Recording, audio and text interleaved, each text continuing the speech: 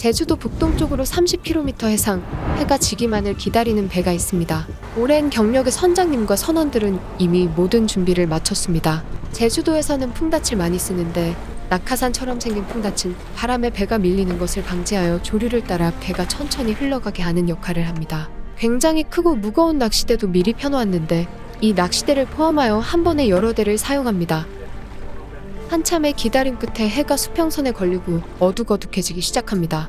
바다에 불을 비추면 작은 플랑크톤들이 모이기 시작하고 그 플랑크톤을 먹으러 작은 물고기들이 모이며 또 작은 물고기들을 먹으러 큰 물고기들이 모이는 일종의 먹이사슬이 형성됩니다. 집어등을 키면 제일 먼저 온갖 나방들이 날라옵니다. 이 나방들은 밤새 선원들을 귀찮게 합니다. 어디서 왔는지 나비도 한 마리 날아왔습니다. 수면에 물고기가 보입니다. 날치입니다. 바다에 떨어진 나방들을 먹으러 온 것 같습니다. 제주도에서 자주 보이는 동갈치들도 모여들었습니다. 현재 수심은 136m인데 상층에 뭔가가 찍히기 시작합니다. 혹시 이게 어군인가요? 저게 뭔지는 모르는데. 본격적으로 조업을 시작합니다. 압축 공기를 이용하여 공돌과 미끼를 바다에 던집니다. 10개가 넘는 인조미끼가 순서대로 떨어지고 낚시줄은 어군이 있는 수심 40m까지 풀려나갑니다.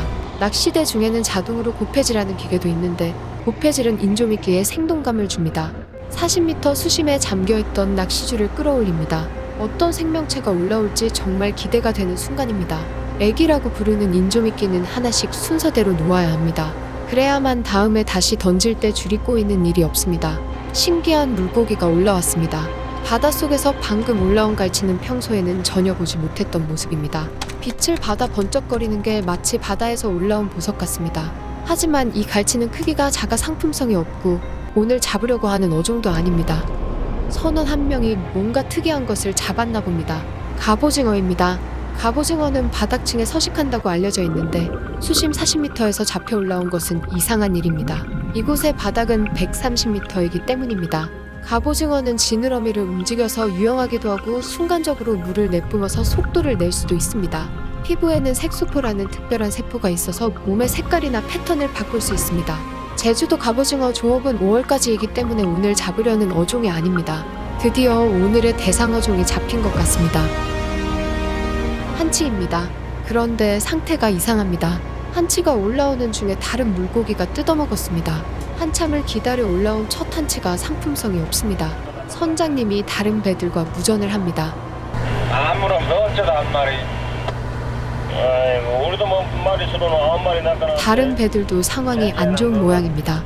선장님이 갑자기 낚시대를 듭니다. 수면에 고등어들이 모여든 모양입니다.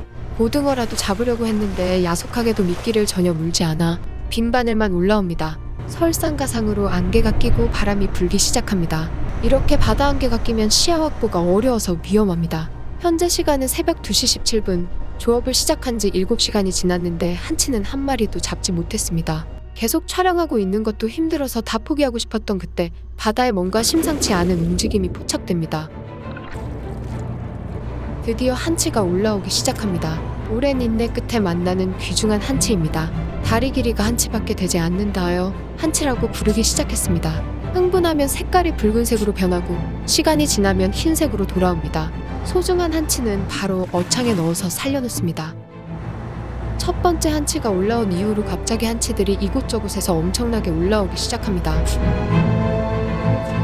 어떤 한치들은 물 위로 올라오고 나면 먹물을 싸대기 시작합니다. 금방 힘이 빠져버립니다. 한 번에 여러 마리가 잡힐 때도 많습니다. 선원들의 발걸음이 많이 가벼워졌습니다. 이번에 올라온 한치는 길이가 40cm는 넘어 보입니다.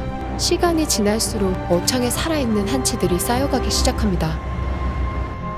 한치는 한 곳에 머무르지 않고 조류를 따라 회유를 합니다.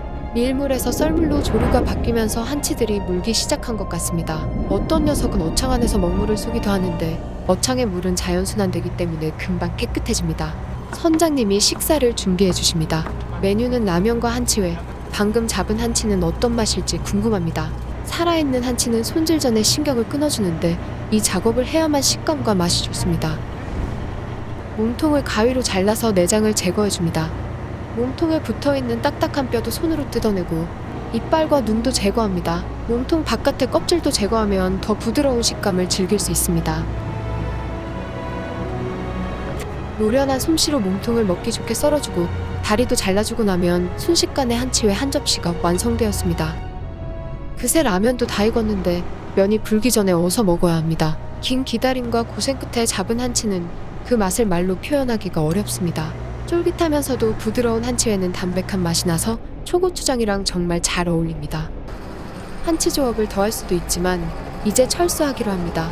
선장님은 조업량에 욕심내지 않고 바다가 주는 대로 만족한다고 합니다. 출항한 지 13시간 만에 항구로 복귀합니다. 항구에 도착하니 여명이 밝아오고 있습니다. 이제 모두 끝난 것 같지만 아직 할 일이 남아 있습니다.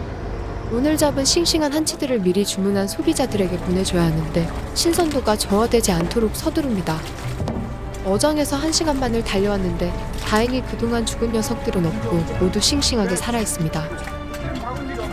많지는 않지만 그래도 조업 요청 받은 양은 모두 채워서 다행입니다.